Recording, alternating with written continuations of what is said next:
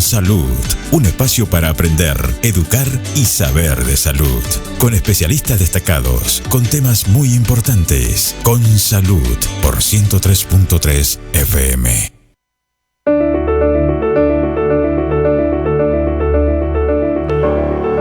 Buenos días amigos, bienvenidos al programa Con Salud. Hoy martes estaremos hablando de emergencias y sobre todo que tengan que ver con los recién nacidos. Algunos no están preparados para casos de, por ejemplo, algún tipo de infección estomacal en recién nacidos, alergias de piel, llantos incontrolables que no dejan incluso dormir. Un sinfín de emergencias que se pueden dar con los niños caídas de las cunas, de las camas, etcétera. Vamos a entender a qué se refiere. Emergencias que tienen que ver con los recién nacidos. Está ya con nosotros el doctor Ariel Sánchez, médico cirujano. Doctor, ¿cómo está? Bienvenido, buenos días. Buenos días, ¿cómo está? Un gusto, como siempre, poder acompañarlo y hablar de lo que más nos gusta, que es emergencia.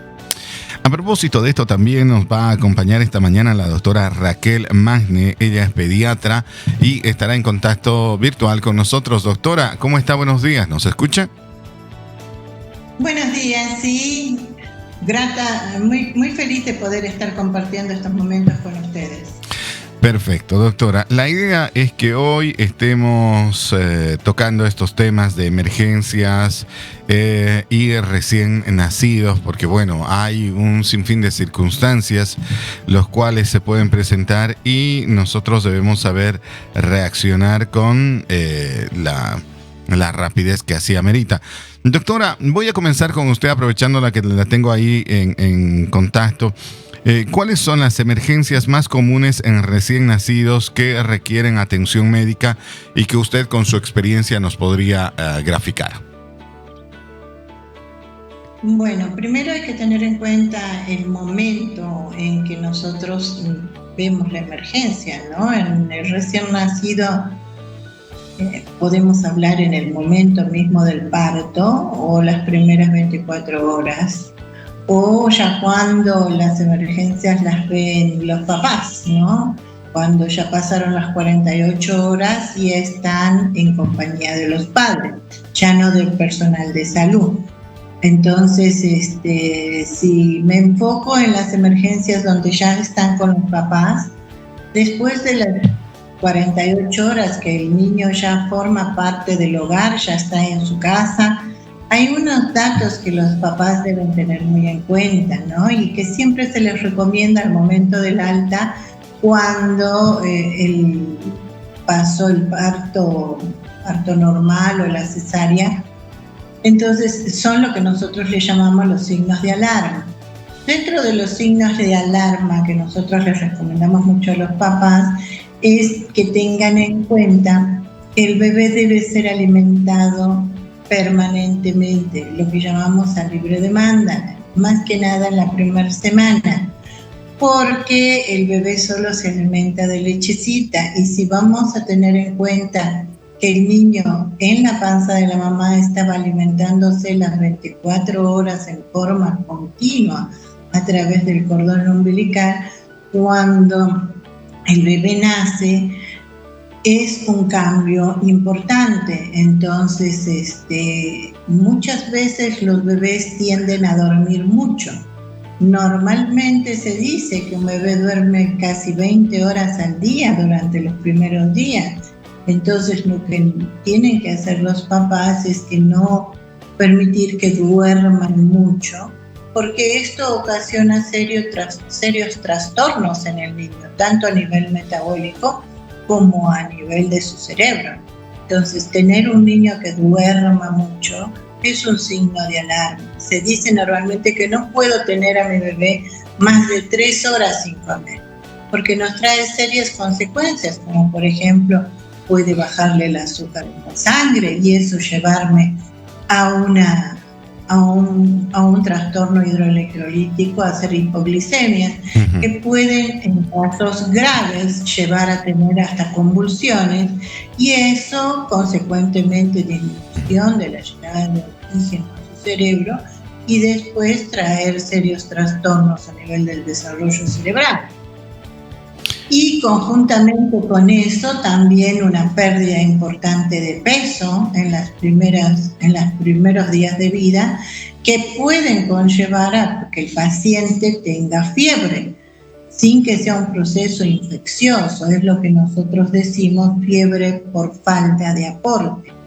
Quiere decir que al tomar su lechecita en las cantidades que el bebé requiera, empieza a bajar de peso, se deshidrata, como si tuviera un niño con diarrea, sin que esto sea una diarrea, empieza a bajar de peso, se pone amarillito, y según el valor o la cantidad de bilirrubina que tenga ese bebé, también me puede llevar a tener convulsiones y serios trastornos, tanto hidroelectrolíticos como a nivel de su cerebro, porque volvemos a lo mismo, no llega oxígeno a su cerebro y puede tratar muchas consecuencias.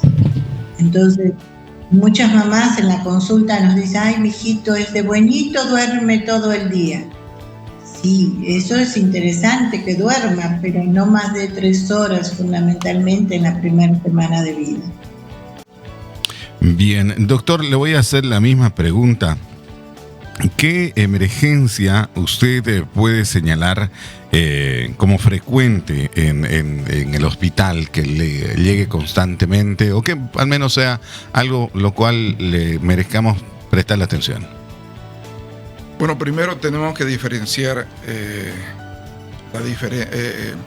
la palabra emergencia y la palabra urgencia, ¿no? Okay. Entonces, nosotros estamos acostumbrados a todo a llamarle está en urgencia o está en emergencia, porque no sabemos el concepto claro. Entonces, una emergencia es cuando el paciente de verdad pone en peligro su vida en ese momento y hay que actuar rápido. Estamos hablando de un paciente con un accidente de tránsito que llega inconsciente, un paciente, como llamamos en medicina, con un GLASGO bajo, que es una medida que tomamos en pacientes politraumatizados. Esa es una emergencia, ¿no? Que vuelvo a repetir, pone en peligro la vida del paciente y tenemos que actuar de forma rápida y eficaz. Y una urgencia es, por ejemplo, cuando usted llega con un dolor de cabeza, que no ha podido pasar toda la noche ni tomando ningún medicamento, usted llega con un dolor abdominal, usted llega con un dolor del cuello, con una fractura cerrada y otro tipo de enfermedades, cuando usted llega bien resfriado. Esa es una urgencia, porque el paciente puede esperar los minutos que sean, solo que acá en Bolivia estamos acostumbrados que todo lo tomamos igual y la gente, como no sabe el concepto, entonces a todos quieren que se los atienda por igual, siendo que hay que diferenciar entre el paciente de emergencia y el paciente de urgencia. Bien, doctor, nosotros en esta etapa inicial de la entrevista queremos darle datos a la población, sobre todo a aquellos padres primerizos por ejemplo, lo que señalaba la doctora, ¿no? ¿Qué pasa cuando el padre con esa ilusión, la madre con esa ilusión están en el hospital, tienen al niño, le dan de alta en el hospital, llega a casa y el niño no deja de llorar? No deja de llorar, la inexperiencia de la madre, la inexperiencia del padre, no encuentran qué hacer. ¿Cómo debemos prepararnos nosotros en esos aspectos? Bueno, en ese tema, como bien decía la doctora, tenemos que tener la atención adecuada. Los papás tienen que tener escrito en alguna parte de la casa, en una agenda o ya sea junto al teléfono. Lo primero, así como tenemos los números de nuestros familiares, tenemos que tener el número de una ambulancia, tenemos que tener el número del pediatra de nuestros hijos, tenemos que tener el número de la clínica donde vamos a llevarla, decir, estamos yendo, llamar a recepción y decirle, mi hijo tiene esto, díganle por favor al doctor que está de turno o a la pediatra que está de turno en este caso, que mi hijo tiene estos síntomas, estoy llegando ahorita a emergencia, para que la misma doctora o el doctor en este caso si es la doctora, por ejemplo, que es la pediatra, ya se vaya preparando con lo que le dice, con la información que le llega a la recepcionista o a informaciones. Esa información es vital para que uno pueda dejar de hacer lo que está haciendo, porque no es urgencia lo que está haciendo. Uno puede estar haciendo una curación, viendo un pacientito que está con un dolor de amígdala, viendo un pacientito que tiene una herida, pero está llegando un pacientito que no está respirando. Entonces, y ya la mamá viene llorando. Entonces, para eso es que uno tiene que diferenciar, y la población puede buscar en el internet cuál es la diferencia entre una urgencia y una emergencia. Entonces, eso es lo primero que tenemos que saber para que los papás estén preparados, tener una lista de los números de emergencia junto al teléfono. Ahora que ya la mayoría no tiene teléfono fijo, entonces tenerlos en el mismo celular, los números de emergencia, ¿no? Bueno.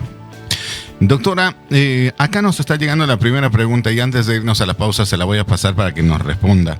Dice esta mamá que su niño nació prematuro y que le dieron de alta en la caja. El niño fue a casa con mamá, no dejaba de llorar, le dio fiebre, tomó una coloración amarilla.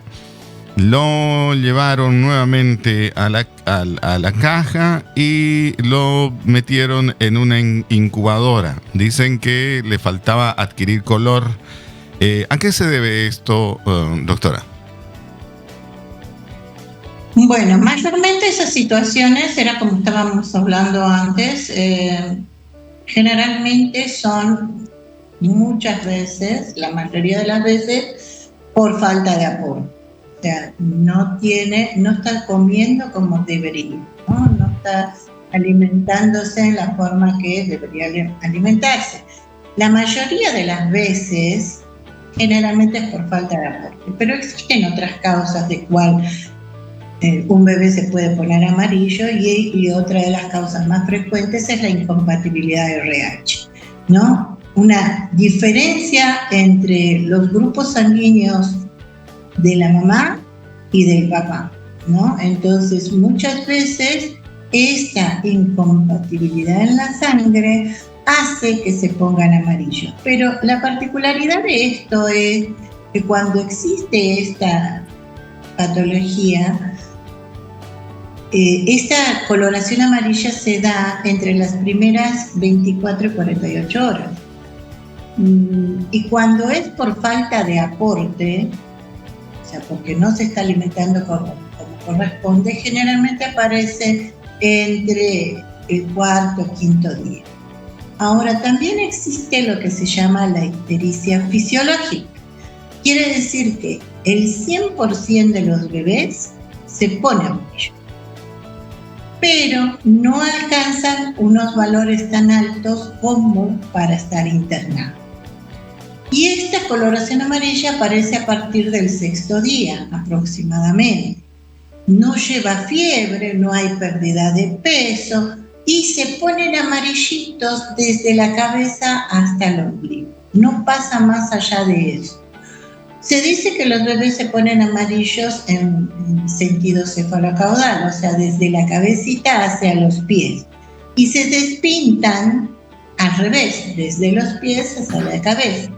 Cuando es una ictericia fisiológica donde no hay repercusión del hemodinámico, ni siquiera ninguna alteración neurológica, ni electrolítica, ni por peso, nada, generalmente no pasa esa coloración del ombligo. Pero cuando ya pasa más allá del ombligo, sí tengo que buscarle una causa. Y muchas veces esto me lleva a internar al bebé para salvaguardar más que nada su medio interno, porque pueden ocasionarse diferentes situaciones que pueden llegar a complicarse. Y una de ellas, y a la que más miedo le tenemos, es a las convulsiones. Bueno. Por eso es preferible tenerlo bien vigiladito a ese tipo de bebés. Bien, doctora, le agradezco muchísimo. Vamos a hacer la primera pausa. Quiero invitar a la gente que nos esté llamando. Estamos con un doctor especialista en emergencias, además cirujano, que nos está acompañando para darnos su visión también del día a día de que experimenta en el trabajo continuo que realiza el doctor Ariel Sánchez como médico cirujano, y por otro lado una pediatra con extensa experiencia, la doctora Raquel Magne. Juntos nos están dando guías para entender bien esta diferencia entre emergencia y urgencia, que además en el contexto que estamos viviendo hay muchos padres que nos escriben sobre un rotavirus que está afectando a los niños, que llegan a emergencias con fiebre arriba de los 38, diarrea continua, y que los pone con un malestar de más de 4 días, sin apetito. Y no solamente es una persona que nos escribe, son varias. Vamos a preguntarles también a nuestros especialistas sobre esto, si tiene que ver con la época del año, subidas de temperatura, etcétera, etcétera. Hacemos una primera pausa, enseguida continuamos con más.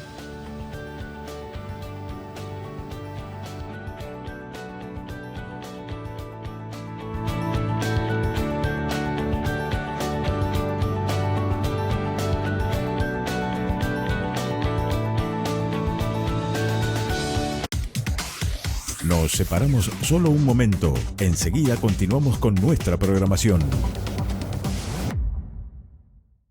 El Grupo El Deber dice presente en la muestra ferial multisectorial más grande del país. En más de 200 metros cuadrados, nuestros lectores y fieles seguidores podrán vivir la experiencia de un streaming en vivo, dinámicas divertidas, con nuestros presentadores y 2 lanzamientos con el sello propio del Grupo El Deber. Porque la mejor forma de responder a los tiempos difíciles es invirtiendo para seguir creciendo. El Grupo El Deber es ferial. Cada mañana, la energía femenina se apodera de nuestra programación. Prepárate para reír, emocionarte y entretenerte con Para Ellas, junto al carisma que solo Elu González posee, la belleza y autenticidad de Camila da Silva y el talento arrollador de Natalie Justiniano. Ellas llegan desde las 9 de la mañana para sorprenderte y acompañarte de lunes a viernes en todas las plataformas del Deber. Para Ellas está contigo.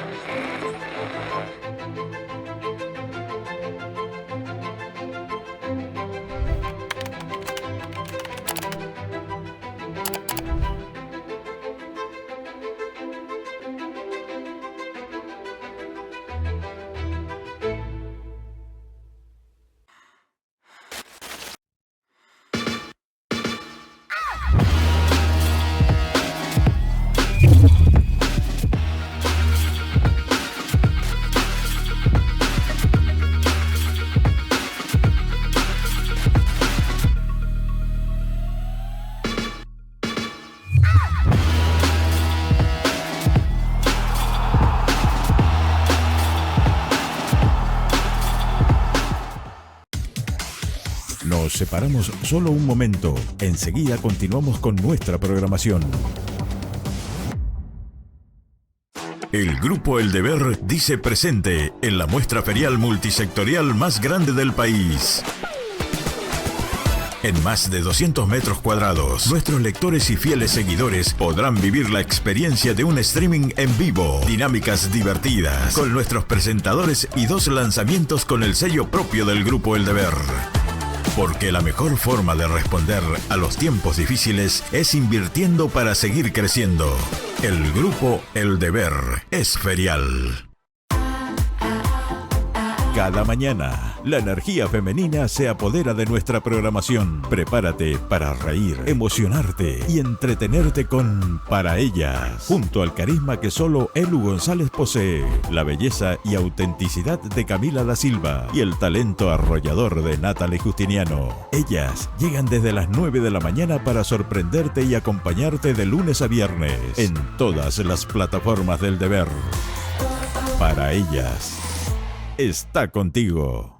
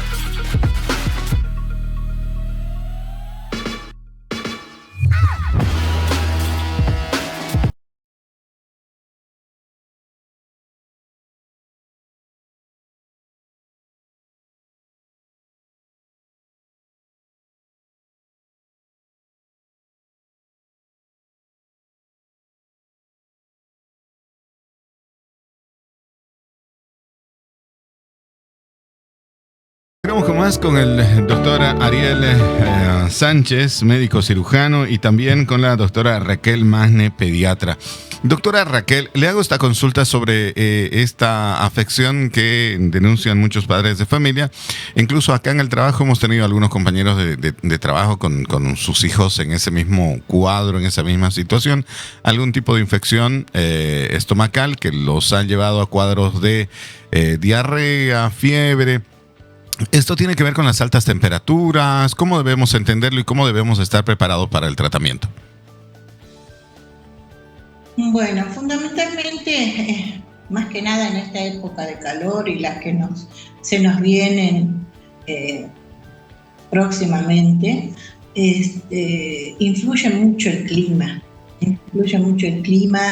Influye mucho la higiene, influye mucho el momento de nuestro trabajo, dónde estamos trabajando. Si estamos al alcance de lugares donde nos permite tener un buen aseo. Fundamentalmente hoy en día todos trabajan, las mamás, los papás, entonces eso hace muchas veces que se complique el manejo.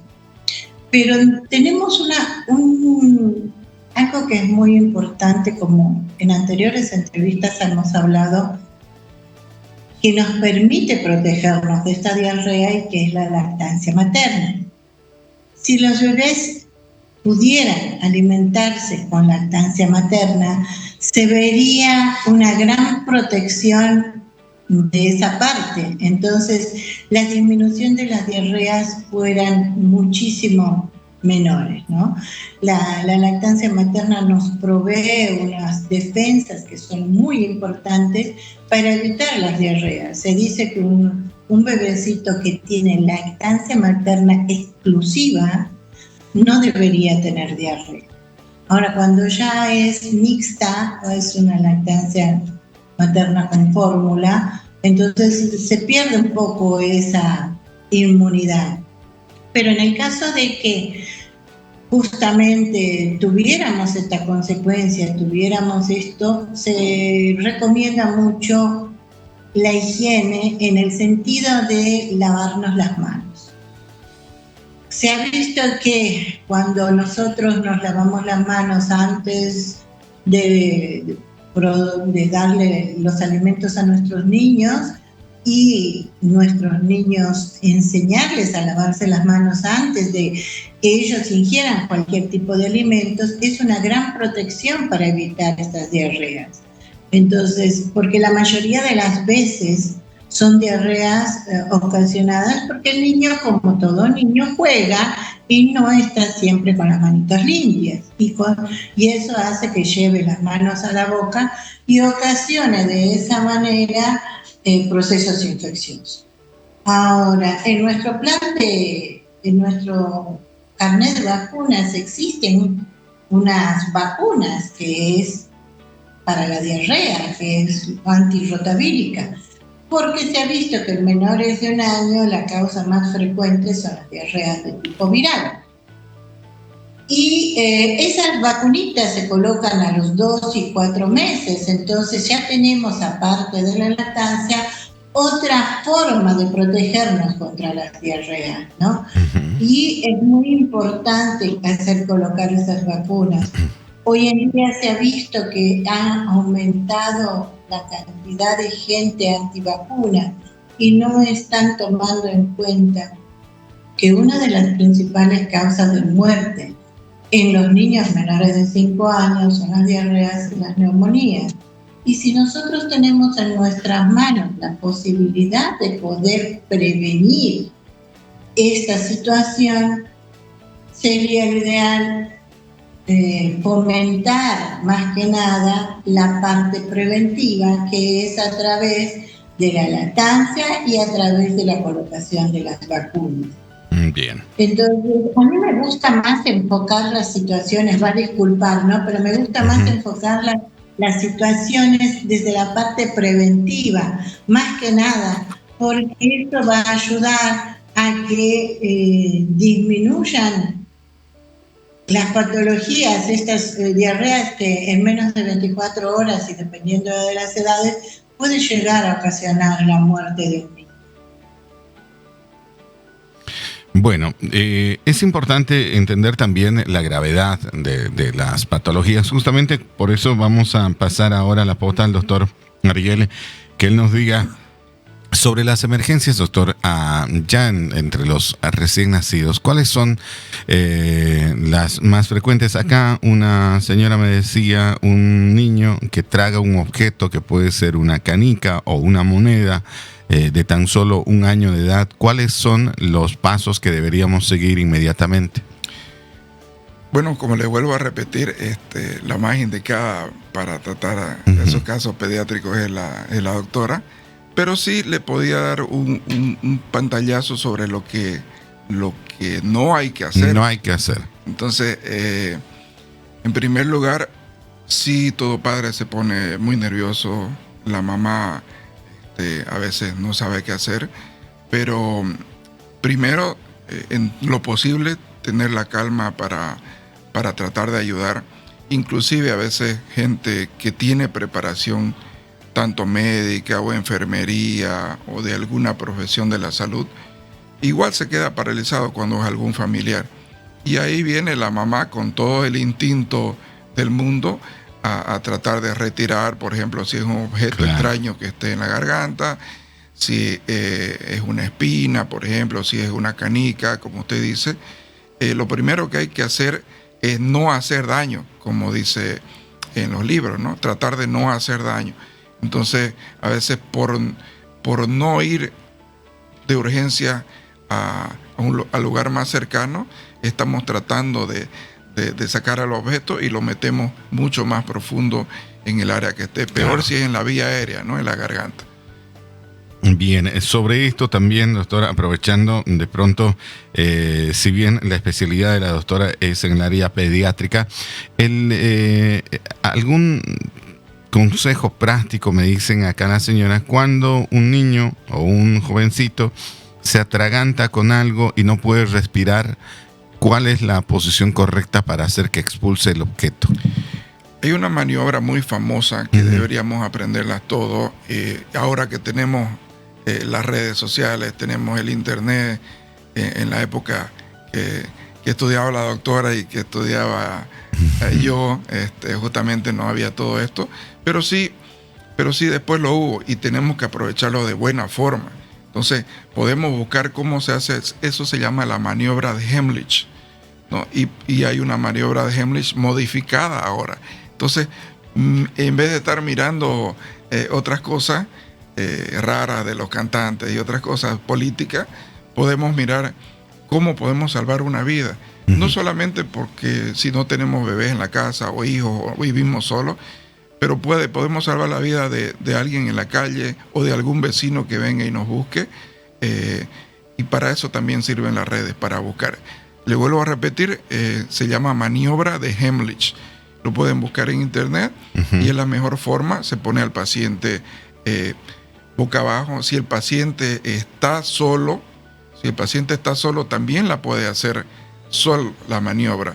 Estando en una mesa como esta, el paciente apoya su abdomen, apoya su barriguita en la mesa y ahí puede golpearse la barriguita para tratar de expulsar. Es como cuando nos dan los golpes en la espalda. Lo primero que hacemos, ¿no? es eso, ¿no? Por instinto. Entonces, pueden buscar como esa maniobra para poder expulsar. Primero, la digitalización, que se llama cuando queremos sacar un cuerpo extraño, por ejemplo, una canica, como dice usted, no está profunda, pero tenemos que hacerlo en forma circular, desde la mejilla, desde dentro de la mejilla, hacia adentro y retirando hacia afuera. No meter los dedos porque empujaríamos más, ¿no? Entonces, la digitalización y la maniobra de Heimlich serían lo más adecuado para esto. A propósito de esto, me parece un dato no menor el hecho de entender bien a cabalidad esto de emergencia y urgencia. ¿Qué diferencia hay entre, o qué tan determinante es el tiempo de reacción en salvar una vida durante una emergencia, por ejemplo? Es lo más determinante. Los primeros minutos, las primeras acciones que uno toma, en los libros está llamado como la hora dorada, y eso solo es en los libros, porque uno no tiene que esperar una hora para actuar, ¿no? Pero es lo que debemos hacer durante los primeros minutos para que el paciente, si bien a veces no se puede salvar de que tenga consecuencias o secuelas, pero sí le podemos salvar la vida, haciendo las maniobras necesarias. Cuando hay un paciente en convulsiones, por ejemplo, la doctora también nos puede hablar de eso, ya lo comentó, es poner al paciente de un lado y que el paciente no se muerda la lengua. Eso lo sabemos, pero no lo practicamos. Vemos a alguien y nos alejamos y decimos, no, me va a morder o algo. O lo que usted mencionaba hace un momento, entramos en pánico, en shock. Exacto. No reaccionamos, ¿no? Son pocos los que tienen, cuando decimos esa sangre fría para tomar la decisión correcta y hacer lo correcto en el momento. Hay mucha gente y hay veces si uno como tiene alguna afinidad con la persona que está atravesando ese problema, con mayor razón entra en desesperación y en pánico, lo que no debería suceder, y deberíamos repasar así como que una especie de acciones de emergencia inmediatas para que nosotros podamos tener el control de la situación en tanto, bueno, ya llegue el especialista o lo llevemos un especialista. A propósito de lo que usted decía también, doctora, a ver, ¿qué importancia tiene la reanimación neonatal en los primeros minutos para entender y transmitir esta preocupación a los padres de familia? La reanimación va a determinar la calidad de vida del paciente, ¿no? A futuro. Usted sabe que nosotros no podemos tener el cerebro sin una perfusión de oxígeno adecuada. Eso va a impedir que nuestras células en el cerebro, las neuronas, empiecen a morir. Y si empiezan a morir, ahí justamente va a pasar que si es que el niño se recupera, puede quedar con graves secuelas neurológicas. Y eso va a impedir que el paciente tenga una calidad de vida que le permita valerse por él mismo. Entonces, nosotros lo que estamos haciendo es brindando una complicación importante a la familia, ¿no? Dependiendo del tiempo en que el paciente esté sin oxígeno en su cerebrito. Entonces es fundamental realizar la reanimación y nosotros tenemos no más de un minuto. Dentro de un minuto tenemos varias secuencias que nosotros realizamos para poder restaurar la circulación, tanto la circulación sanguínea como la respiratoria, y eso hacer que ese paciente posteriormente no quede con secuelas tanto neurológicas como de aprendizaje. Son chicos que posteriormente no tienen una calidad de vida suficiente como para seguir adelante, ¿no? Bueno. Y eso es, por eso es que siempre debemos estar muy atentos en la recepción, y para eso contamos con una escala que se llama la escala de Apgar, que nos permite ver la vitalidad del paciente y eso llevar a determinar un pronóstico de vida a futuro. Está bien. Doctora, vamos a hacer una nueva pausa. Ya cuando volvamos, vamos a entrar a las recomendaciones más importantes que los padres tienen que tomar conciencia, entenderlo y aplicarlo. Creo que es importante, más allá de que sea un recién nacido, todos tenemos 1, 2, 3 hijos, saber protocolos, cómo reaccionar, ya sea el padre, la madre, incluso las personas que están a nuestro servicio en casa, para tener esto que usted dice, aprovechar bien los primeros minutos durante una emergencia, porque si fuera urgencia tenemos todavía el tiempo para acudir, tomarnos el tiempo necesario para tomar una decisión, mientras que en la urgencia no gozamos de eso. Así que en esa línea, hoy queremos explotar muy bien en el mejor sentido de la palabra, a nuestros dos invitados, para que les puedan hablar a usted, padre de familia, siempre visitando a un especialista. Eso es fundamental, más allá de poder controlar una situación, siempre visitando a un especialista. Vamos a hacer una pausa, enseguida continuamos con más, doctores.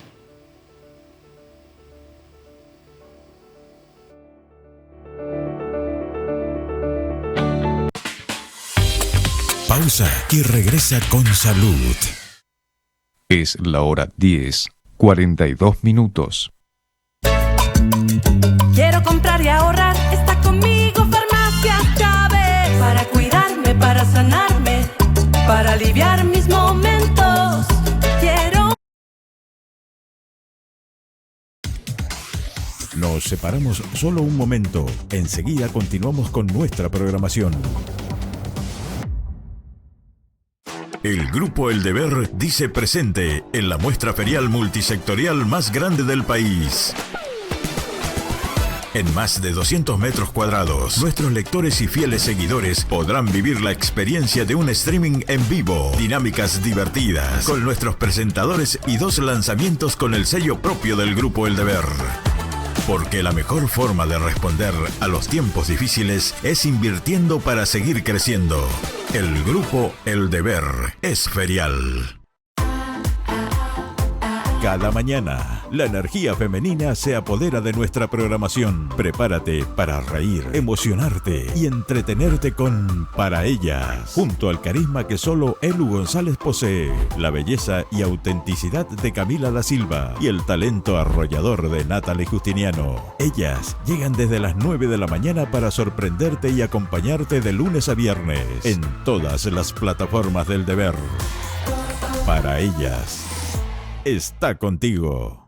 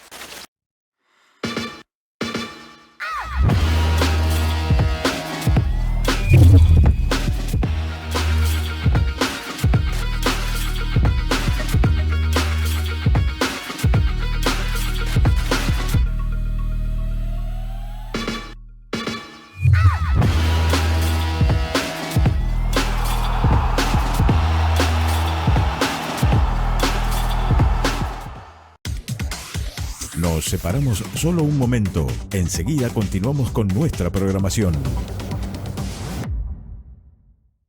El Grupo El Deber dice presente en la muestra ferial multisectorial más grande del país. En más de 200 metros cuadrados, nuestros lectores y fieles seguidores podrán vivir la experiencia de un streaming en vivo, dinámicas divertidas, con nuestros presentadores y 2 lanzamientos con el sello propio del Grupo El Deber. Porque la mejor forma de responder a los tiempos difíciles es invirtiendo para seguir creciendo. El Grupo El Deber es ferial. Cada mañana, la energía femenina se apodera de nuestra programación. Prepárate para reír, emocionarte y entretenerte con Para Ellas, junto al carisma que solo Elu González posee, la belleza y autenticidad de Camila da Silva y el talento arrollador de Natalie Justiniano. Ellas llegan desde las 9 de la mañana para sorprenderte y acompañarte de lunes a viernes en todas las plataformas del Deber. Para Ellas está contigo.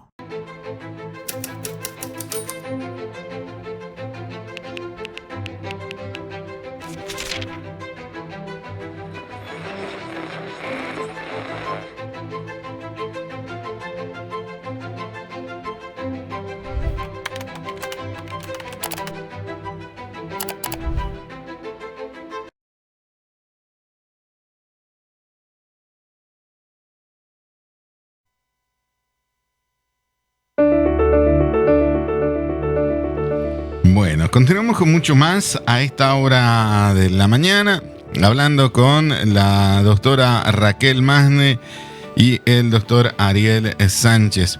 Vamos a continuar explicando a la gente que hoy queremos priorizar en las emergencias pediátricas, pero también entender bien qué es una emergencia y una urgencia. Hay una regla que nosotros deberíamos aplicar en casa, un lineamiento de conducta en caso de cualquier problema que pueda surgir, porque no estamos exentos a que eso pase en nuestros hogares.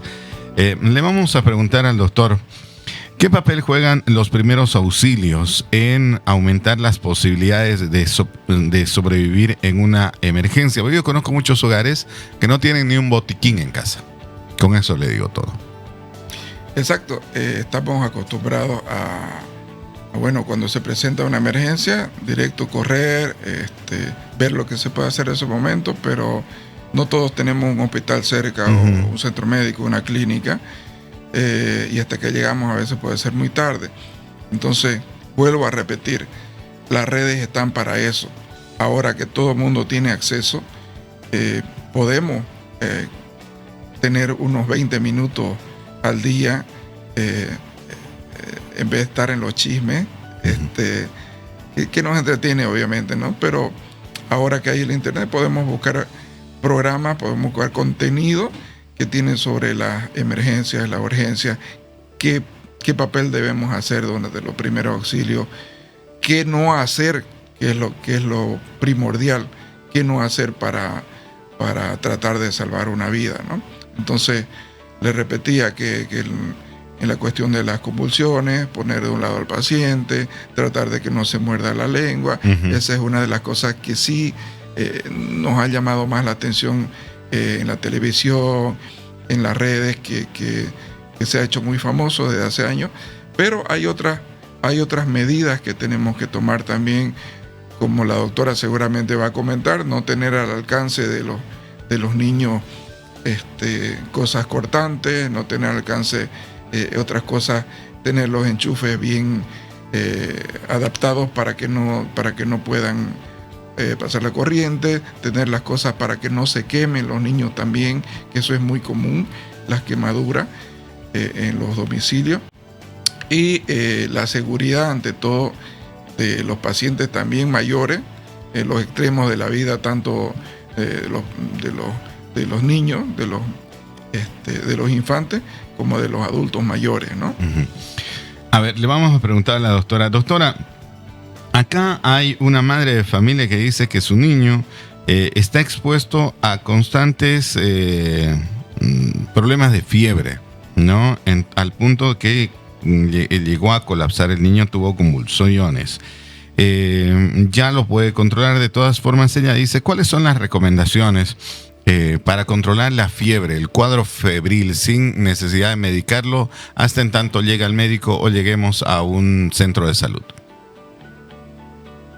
Fundamentalmente lo que siempre le recomendamos a las mamás cuando ya empiezan a sentir a su bebé calentito, porque lo que nos hemos dado cuenta es que la mayoría de las casas, en un alto porcentaje, no cuentan con termómetro.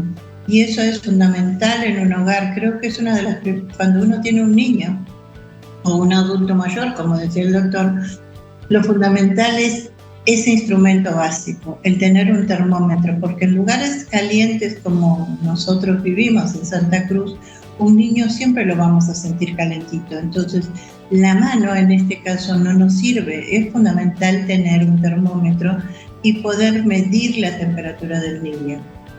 Si yo creo como mamá que este niño tiene fiebre, lo primero que tengo que hacer es quitarle la ropa, la mayor cantidad de ropa posible.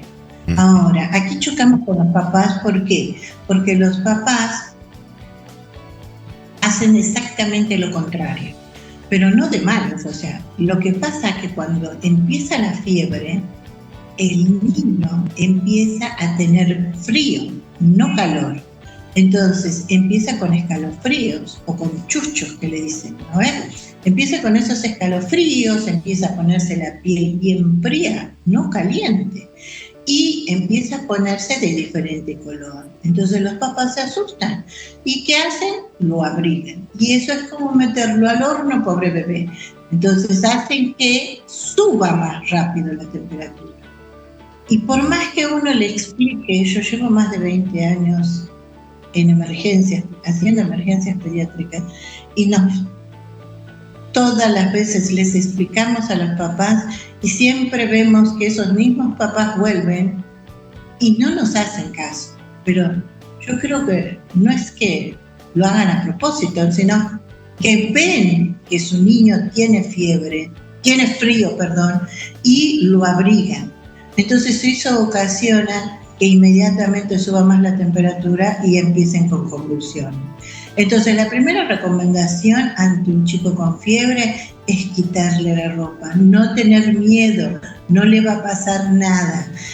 Peor es abrigarlo. Le quitan la ropa lo más que puedan y empezar a mojar a su niño, no con agua fría, sino con agua tibia, tampoco caliente, con agua tibia.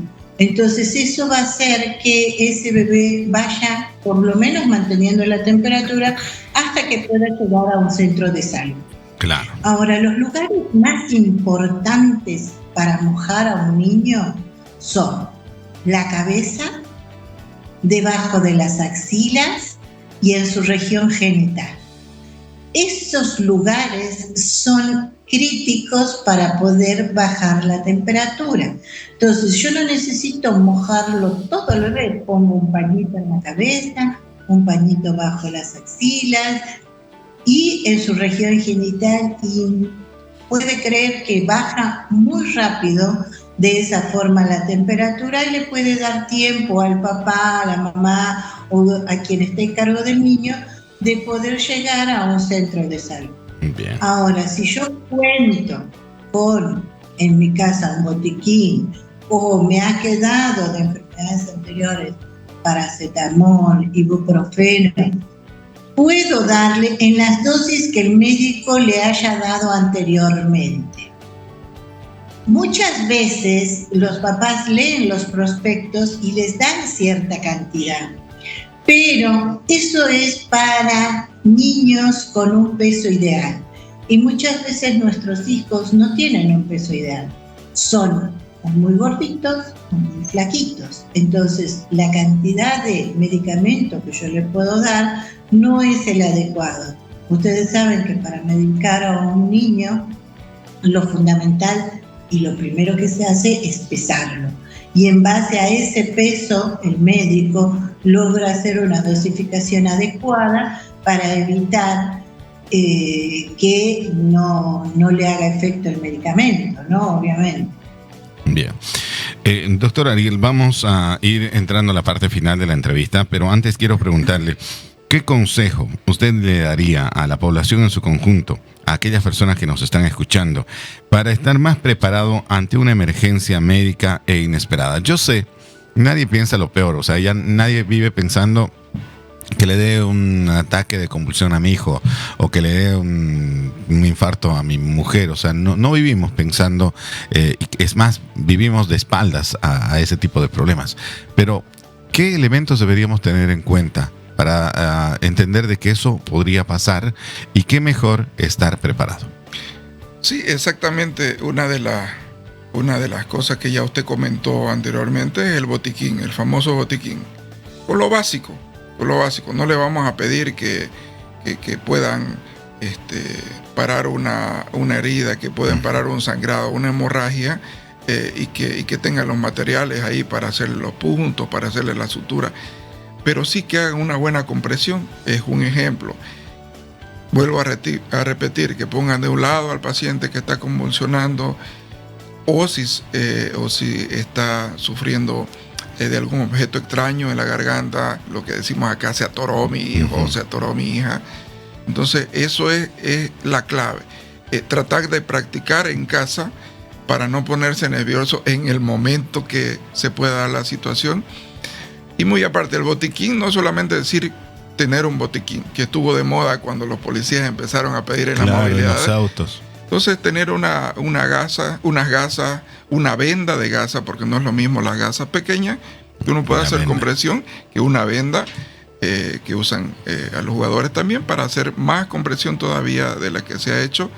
Medicamentos básicos como el paracetamol, el diclofenaco, antialérgico, todas esas cositas que debemos tener en un botiquín. Básicamente eso, medicamentos para la fiebre, cosas para un sangrado. Y elemental durante todo esto es, vuelvo a repetir, practicar, mirar en las redes, ponernos en el internet, lo que querramos averiguar ahora se puede. Buscar programas también de salud y así podemos estar actualizados en todo lo que podríamos ayudar, no solo a nuestra familia, sino a algún vecino, o a veces podemos estar en alguna fiesta, en algún evento, y podemos salvar una vida por nada más que dedicarnos un ratito a mirar qué podemos hacer en primeros auxilios. Perfecto. Doctora, lo mismo, por favor, su recomendación para estos padres primerizos, usted ha mencionado un montón de cosas de los bebés, desde tomar en cuenta la importancia de la alimentación con la leche materna, cómo comportarnos cuando tengan cuadros febriles complejos, y bueno, cómo reaccionar en emergencias. ¿Qué consejo más le podría agregar a todos quienes nos están escuchando?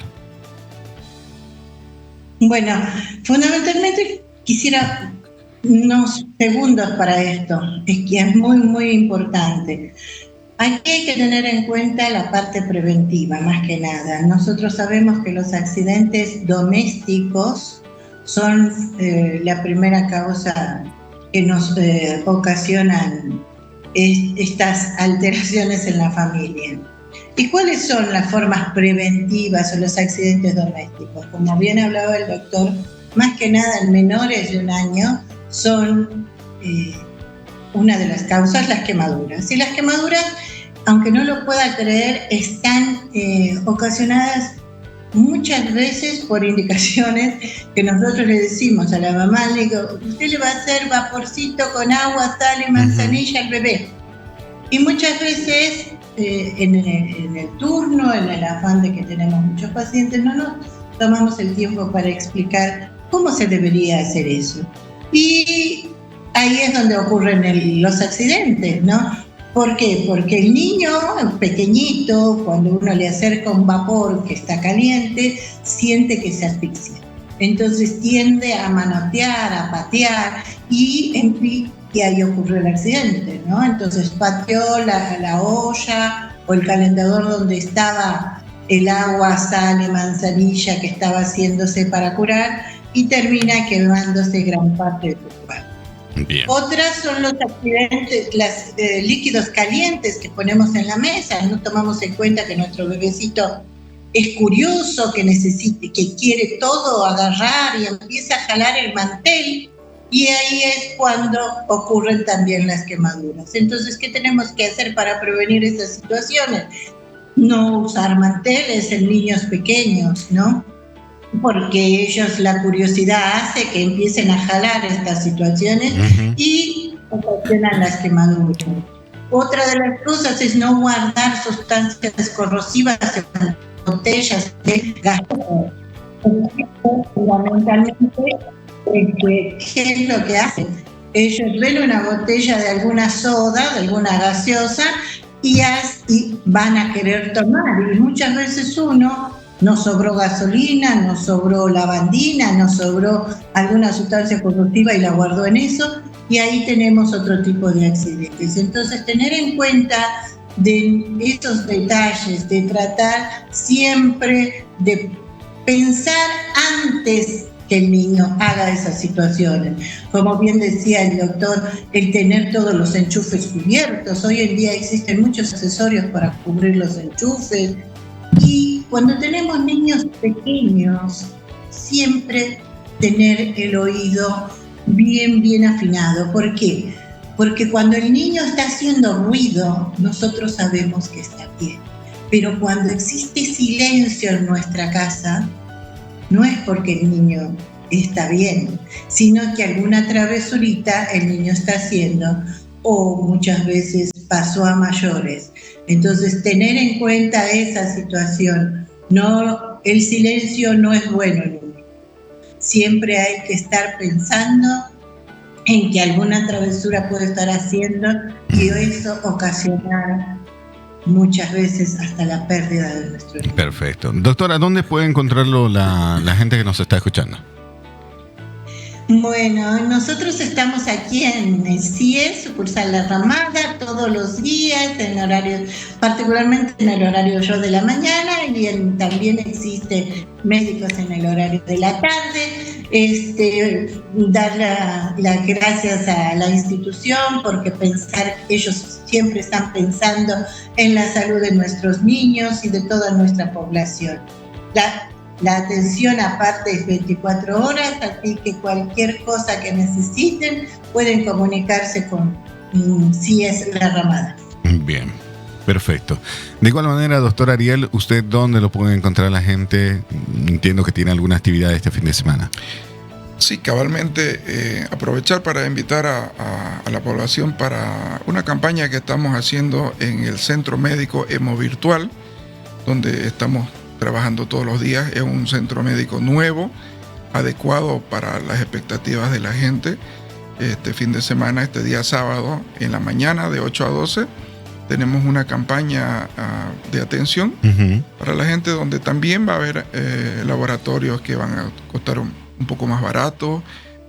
La gente puede tener acceso. Vamos a tener diferentes especialistas que van a estar durante la mañana en diferentes horarios, como dermatología, traumatología, pediatría en este caso. Igual la doctora, aprovechando la cobertura, está invitada a participar, y diferentes especialidades que va a haber en el Centro Médico Hemovirtual. Esto queda bien a lo diagonal de la Feria del Automóvil, sobre el Cuarto Anillo, entre Radial 26 y el Canal Isuto.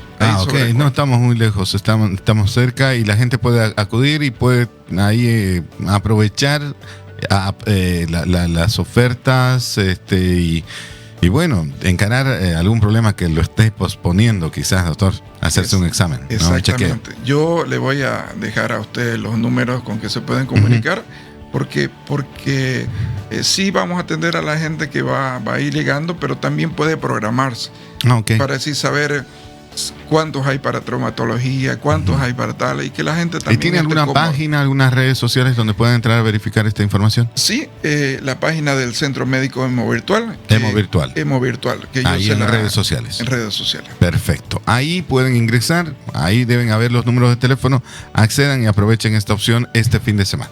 Exactamente. Este sábado desde las 8:30 de la mañana hasta las 12:30. Bien, yo quiero agradecerles a nuestros dos especialistas, la doctora Raquel Magne, pediatra con nosotros, y el doctor Ariel Sánchez, médico cirujano, a propósito, especialista también en emergencias. Gracias, doctor. A usted. Doctora, muchas gracias por esta entrevista. Gracias a ustedes, y bueno, dispuesta siempre para cualquier duda que ustedes tengan, y bueno, por la salud de nuestros niños. Perfecto. Será hasta otra próxima oportunidad. Que tengan todos buenos días.